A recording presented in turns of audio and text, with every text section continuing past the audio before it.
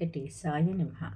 తిరుమల చరితామృతంలో భాగంగా ఇంతకీ తిరుమల విగ్రహం విష్ణువుదా, శివునిదా, కుమారస్వామిదా అనే దాని గురించి వివరంగా తెలుసుకుందాం.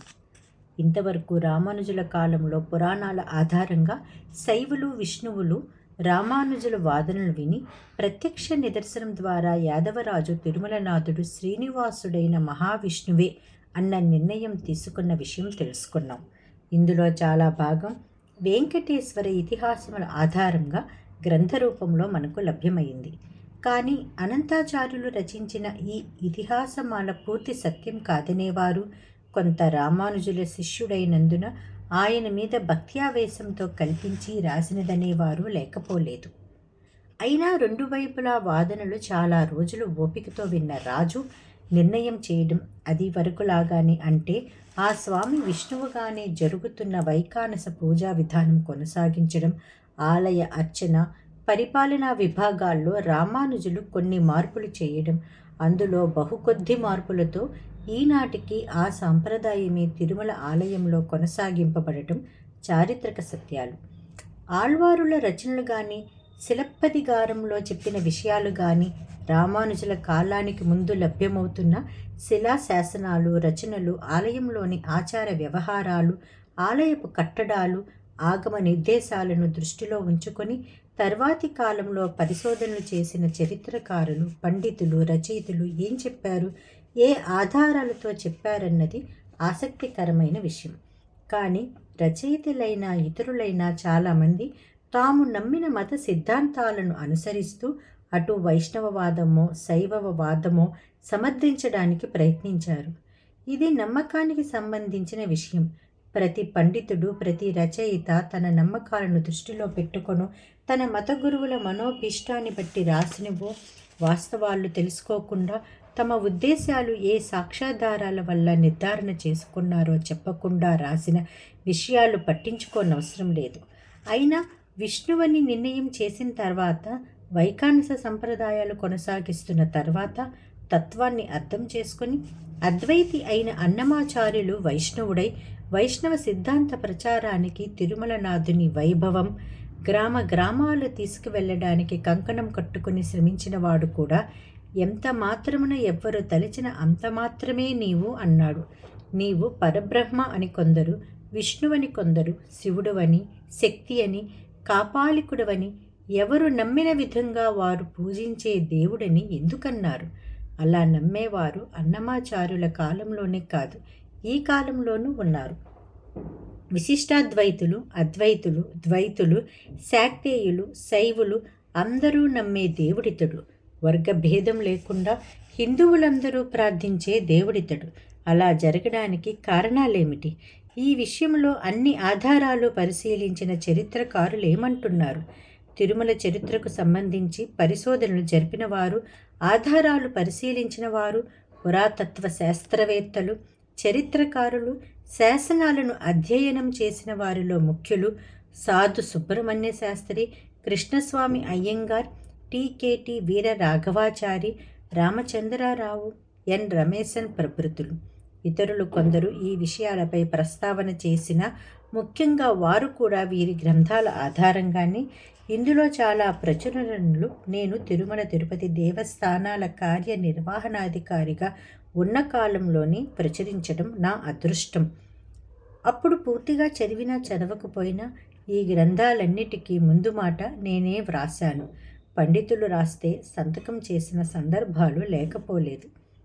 కానీ తర్వాతి కాలంలో ఎన్నో సందర్భాలలో తిరుమల తిరుపతి గురించి తెలుసుకోవాలన్న ఆకాంక్ష వలన అనండి, లేదా కొన్ని సందర్భాలలో వివాదనలు వచ్చినప్పుడు విషయ నిర్ణయం జరిపే వాళ్లలో ఒకడుగా ఉండే అవకాశం ప్రభుత్వం, దేవస్థానాలు కల్పించినప్పుడు ఈ గ్రంథాలన్నీ క్షుణ్ణంగా చదివే అవకాశం ఒక్కసారి కాదు, అనేక సార్లు కలిగింది. దేవాలయంలో ఆగమ పద్ధతులలోనే పూజలు జరుగుతున్నాయా, విరుద్ధంగా ఏమైనా జరుగుతున్నాయా? 1000 కాళ్ల మంటపం యాత్రికుల సదుపాయానికి కట్టిందా, లేక మతపరమైన కైంకర్యాల కోసం కట్టిందా? ఇంకో ప్రాకారం కట్టవచ్చా లేదా? ఇప్పుడు తిరుమలలో ఉన్నవి ఎన్ని ప్రాకారాలు? కళ్యాణాలు బయట చేయవచ్చా, గుడి లోపలే చెయ్యాలా? ప్రసాదాలు గుడి లోపలే చెయ్యాలా, బయట కూడా చేయవచ్చా? కృష్ణదేవరాయలు ఇతర రాజులిచ్చిన నగలు ఆభరణాలు ఇప్పుడున్నాయా, లేకపోతే ఏమయ్యాయి? కొండపై గుండు చేసే వారిలో స్త్రీ క్షురకులు ఉండవచ్చా లేదా? యాత్రికుల సదుపాయానికి కొండపైకి రోప్వే ఆగమ సమ్మతమా కాదా? గొల్ల మంటపం అనే మంటపం గొల్ల మంటపమేనా? అక్కడే ఉంచాలా, ఇంకొక చోటికి మార్చవచ్చా? కొత్త ప్రాకారం కడితే ప్రాకారం గోడ పుష్కరిని పైగా కట్టవచ్చా? దర్శనం చేసుకోవాలంటే దేవాలయ ప్రాకారం కింద నుండి సొరంగం చేసి లోపలికి భక్తులను తీసుకువెళ్ళవచ్చా లేదా? తిరుమలలో లడ్డూలు కట్టెల పొయ్యి పైనే చేయాలా, గ్యాసు పొయ్యి మీద చేయవచ్చా? బయట చేసిన లడ్డూలు లోపల నైవేద్యానికి పనికి వస్తాయా? తిరుమల ఆలయం రాత్రి 1 గంట వరకు తెరిచి ఉంచడం ఆగమ సమ్మతమా? సుప్రభాతం ఉదయం 3 గంటలకే చేయవచ్చా? మధ్యాహ్నం కొంతసేపైనా గుడి మూయాలన్నది శాస్త్రవిధ. భక్తుల దర్శన కాలం రోజులో పెంచాలంటే ఏ పూజలు మూలవరులకే చేయాలి, ఆ పూజలు ఉత్సవవరులకు చేయవచ్చా? కపిల తీర్థంలో పితృకర్మలు చేసే కార్యక్రమం ఇప్పుడు ఎందుకు జరగడం లేదు? పునరుద్ధరించాలంటే ఏం చేయాలి? హిందూ ధర్మ ప్రచారంలో తిరుమల తిరుపతి దేవస్థానాల బాధ్యత ఏమిటి? వారే సొంతంగా చేయాలా? అందరూ మఠాధిపతులు పీఠాధిపతులని సమన్వయం చేసి ధర్మ ప్రచారం చేయవలసిన బాధ్యత దేవస్థానానికెంత? హిందూ మతం నుండి పెద్ద ఎత్తున జరుగుతున్న మతం మార్పిడులను అరికట్టే విషయంలో తిరుమల తిరుపతి దేవస్థానాల బాధ్యత ఏమిటి? అది వరకు చరిత్రలో ఇటువంటి కార్యక్రమాలు దేవస్థానం చేపట్టిందా? పుస్తక ప్రచురణలు దేవస్థానం ఎలా చేయాలి? ఎటువంటి పుస్తకాలు ఎవరి కోసం చేయాలి? లడ్డూ నాణ్యత పడిపోయిందా? పెంచడానికి ఏం చేయాలి? లడ్డూ విషయంలో దేవస్థానం ఖరీదుకే అమ్మాలా, ఊరికే ఇవ్వాలా? దేవాలయంలో సంప్రదాయ రక్షణ ఎలా జరగాలి? అర్చకులకు సంప్రదాయం ఆచార వ్యవహార విషయాల్లో శిక్షణ అవసరమా? వాటికి తగిన ఏర్పాట్లు ఎలా చేయాలి? 1982వ సంవత్సరంలో నేను కార్యనిర్వహణాధికారిగా పదవీ విరమణ చేసినప్పటి నుండి గత 30 సంవత్సరాలుగా ఎన్నో సందర్భాలలో పై విషయాలపై, అవి కాక ఇంకా ఎన్నో విషయాలపై చర్చించేందుకు, అధ్యయనం చేసేందుకు, సూచనలు ఇచ్చేందుకు, ఆచరణ ప్రణాళికలు తయారు చేసేందుకు, ఆచరించేటప్పుడు వచ్చిన సమస్యలు పరిష్కరించేందుకు ఎన్నో అవకాశాలు దేవస్థానం ప్రభుత్వం నాకు కల్పించాయి. రిటైర్ అయిన తర్వాత దేవస్థానాల సలహాదారుగా, కేంద్ర ధార్మిక సలహా మండలి అధ్యక్షుడిగా, మఠాధిపతుల పీఠాధిపతుల ధార్మిక సంస్థల సదస్సుకు కన్వీనర్గా, దేవస్థానాల ధర్మ ప్రచారానికి సంబంధించిన అన్ని ప్రాజెక్టుల సమన్వయకర్తగా, చాలా తిరుమల చరిత్ర, తిరుమల ఆలయంలోని శాసనాలు, ఇతర పరిశోధన గ్రంథాలన్నీ చదవాల్సిన అవసరం చాలాసార్లు వచ్చింది. వెంకటేశ్వరుని విషయంలో ఎవరి నమ్మకాలు వారివి. ప్రతి వారివి గట్టి నమ్మకాలి.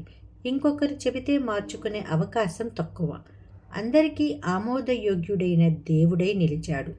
చరిత్రకారులైన, శిలాశాసనాలు పరిశీలించిన నిపుణులైన, పురాతత్వ శాఖ ప్రవీణులైన ఈ తిరుమల ఆలయ విషయంలో వారు పరిశోధనలు చేసిన చాలామంది చాలా వరకు దొరికిన సాక్ష్యాలను తమ నమ్మకాలను సమర్థించడం కోసం వాడినట్లు తెలుస్తుందే కానీ నిష్పక్షపాతంగా దొరికిన సాక్ష్యాధారాలను బట్టి వాటి మీదే ఆధారపడి నిర్ణయాలు చేసినట్లుగా కనిపించలేదు.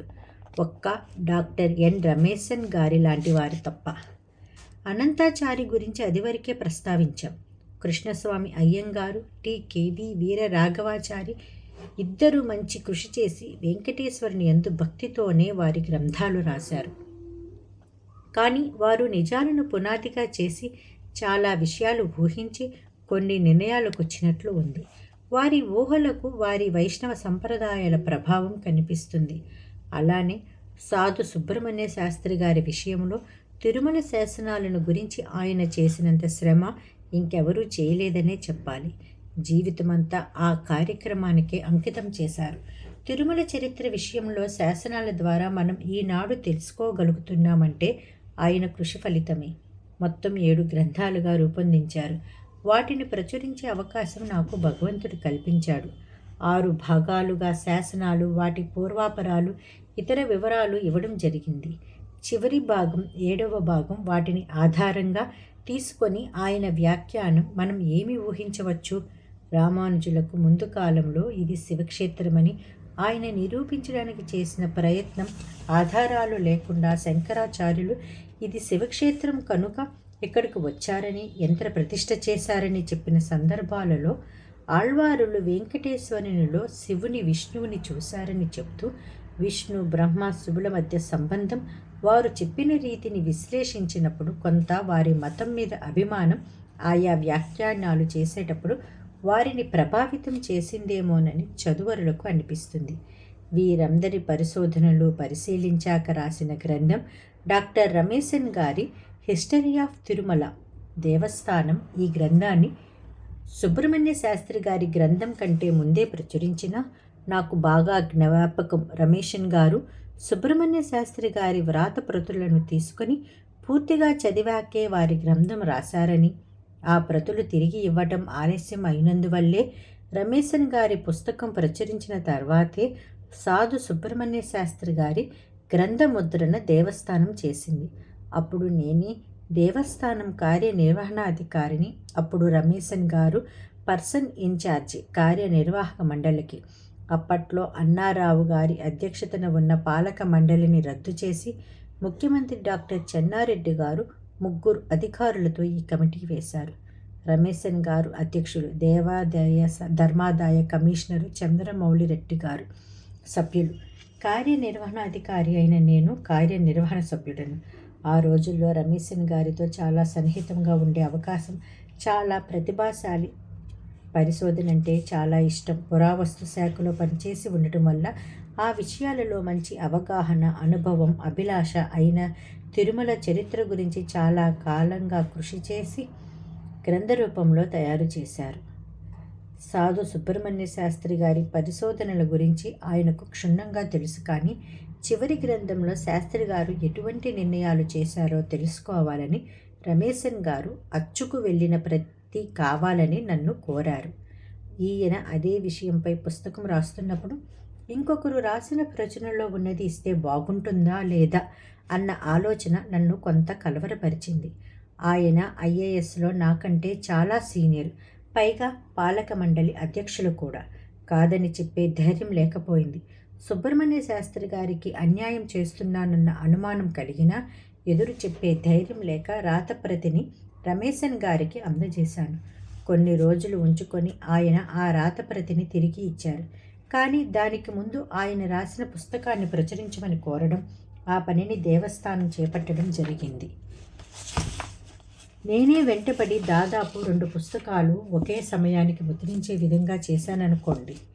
నా మనసులో సందేహం, సాధు సుబ్రహ్మణ్య శాస్త్రి గారి పరిశీలన విషయాల్ని రమేశన్ గారు తమ గ్రంథంలో పొందుపరుచుకున్నారేమోనని. కానీ 2 పుస్తకాలు ప్రచురించాక వాటిని చదివితే నాకు తెలిసిన సారాంశం, శాస్త్రి గారి అభిప్రాయాలు తెలుసుకొని విశ్లేషించి తన గ్రంథంలో చాలా విపులంగా వివరణలు ఇవ్వడానికే రమేశన్ గారు ముందుగా గ్రంథం చదివారని, ఆయనకు అలా ఇవ్వడమే చాలా మంచిదయిందని నాకు అనిపించింది. రమేశన్ గారు ఆ పుస్తకంలోని పరిశోధన విషయాలు కాపీ చేయడానికి కాదని, తన పరిశోధనలో తాను చేసుకున్న నిర్ణయాలను బేరీజు వేసుకోవడానికేనని. చాలా కీలక విషయాలలో రమేశన్ గారు శాస్త్రి గారితో ఏకీభవించలేదు. సమవాయి భోగ శ్రీనివాసుని ప్రతిష్ట క్రీస్తు శకం 614 అని శాస్త్రి గారు నిర్ణయం చేసిన రమేశన్ గారు దానిని క్రీస్తు శకం 966గా నిర్ణయం చేశారు. ముఖ్యంగా తిరుమలలో ఉన్న విగ్రహం విష్ణువుదా, శివునిదా, కుమారస్వామిదా, శక్తిదా అన్న విషయంలో రమేశన్ గారు చేసిన విశ్లేషణ పరిశోధకుడుగా పూర్తిగా సాక్ష్యాధారాల మీద మాత్రమే నిర్ధారణ చేశారు. కానీ తన మతపరమైన సంప్రదాయాలు కానీ నమ్మకాలు కానీ ఆయన నిర్ణయాల మీద ఎటువంటి ప్రభావం చూపలేదని తెలుస్తుంది. నాకు రమేశన్ గారి గురించి బాగా తెలుసు. వారికి అద్వైతం పైన అభిమానం గురించి తెలుసు. వారికి కంచి కామకోటి పీఠానికి ఉన్న దగ్గర సంబంధం ఏమిటో నాకు తెలుసు. కంచి పరమాచార్యులంటే ఆయనకెంత గౌరవమో గురుభావమో కూడా నాకు తెలుసు. అయినా సాధు సుబ్రహ్మణ్య శాస్త్రి గారి పరిశోధన గ్రంథాలు, ఆయన అభిప్రాయం రామానుజులకు ముందు ఇది శివక్షేత్రంగా శాస్త్రి గారి నిర్ధారణ చేసే ప్రయత్నం, దాన్ని నిరూపించడానికి శాస్త్రి గారు చేసిన వాదనలు తెలిసి కూడా స్వతహాగా అవి తన సంప్రదాయాలకు, మతపరమైన నమ్మకాలకు, ఆలోచనలకు అనుకూలంగా ఉన్నాయని తెలిసిన రమేశన్ గారిలోని పరిశోధకుడు సాక్ష్యాధారాల మీదనే ఆధారపడ్డారు, కానీ తన నమ్మకాల మీద కాదు. రామానుజుల ముందు కాలంలోనూ తర్వాతి కాలంలోనూ తిరువేంగడం పైన ఉన్న విగ్రహం విష్ణువుదే కానీ ఇతర ఏ దేవతది కాదని స్పష్టంగా ప్రతి వాదానికి తగిన సాక్ష్యాధారాలు చూపిస్తూ నిర్ణయాలు చేశారు.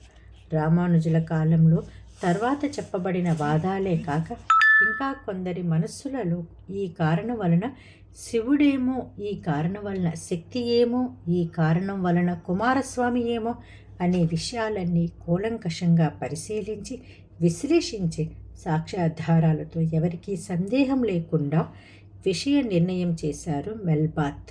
18 మూరల చీర కడతారు కాబట్టి శక్తి రూపమేమో, పసుపుతో అభిషేకం చేస్తారు కనుక స్త్రీమూర్తి శక్తి అయి ఉండాలనో, నాగాభరణాలు, బిల్వపత్ర పూజ, విమానంపై సింహ విగ్రహాలు, వక్షస్థలంలో లక్ష్మి, మెడలో శ్రీవత్సం, కిరీట విషయం, స్వామి పుష్కరిణిలో స్వామికి అర్థం ఆల్వారుల ప్రబంధాలలో వారు తిరువేంగడ స్వామిలో శివుడిని బ్రహ్మను చూడమనడం, లేదా ఆయనే విష్ణువు ఆయనే శివుడు అన్న భావం వచ్చేట్లు ఆల్వారులు ఎందుకు చెప్పారు అన్న విషయాలన్నీ చాలా నిశితంగా పరిశీలించి విషయ నిర్ణయాలు చేశారు. అయినా చాలామంది భక్తులు తిరుమల శ్రీనివాసుని ఇతర దేవతగా ఎందుకు భావించే అవకాశం కూడా ఉందో, ఆల్వారులు విష్ణు శివులకి భేదం లేదని చెప్పారా, ఇంకేమైనా ఉద్దేశంతో చెప్పారా అన్నది వివరించారు. విష్ణువు సర్వభూత హృదయుడని, సర్వాంతర్యామి కనుక ఆయనలో తమ తమ ఇష్ట దైవాలను భక్తులు చూసే అవకాశం ఉందని, అదే ఇతర దేవాలయాలకు లేని ప్రత్యేకతలు తిరుమల వెంకటేశ్వరునికి ఉందని, ఆ భావం ఇప్పటిది కాదని, ఆళ్వారుల కాలం నుండి ఉన్న భావమని, అందుకే హిందూ సమాజంలో అన్ని వర్గాల వారు, ఆలోచన సరళులు కలవారు తిరుమల వెంకటేశుని తమ దైవంగా భావించి భక్తి చూపే సంప్రదాయం వచ్చిందని స్పష్టం చేశారు. ఆసక్తి గలవారు రమేశన్ గారి ద తిరుమల టెంపుల్ అన్న ఆంగ్ల గ్రంథం చదివి తెలుసుకోగలరు. ఓం నమో వెంకటేశాయ నమః.